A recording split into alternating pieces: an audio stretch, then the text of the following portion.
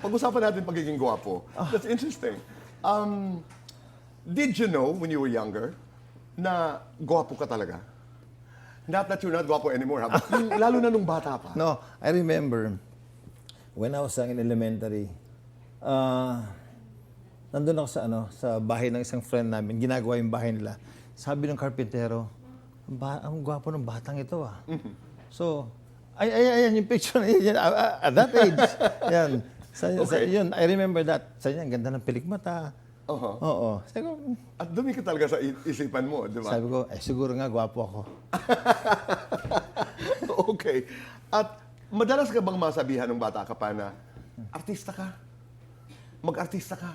Yes, because boy, not a lot of people siguro know or remember that my mom was an actress, si Stella Suarez. Right. Yeah, in the 60s and 70s. So, marami siyang mga friends from showbiz na Look at nagsasabi yourself, na, you were also sexy. yeah. Di ba? Yeah. What was this, how were you at that point in your life?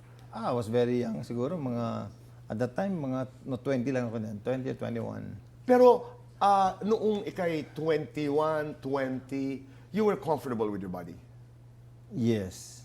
I was very, not conscious, but I was very, I was very athletic. Right. I love playing, I love running. So, I was not necessarily doing weights. Vain ka? Banidoso ka? Actually, hindi.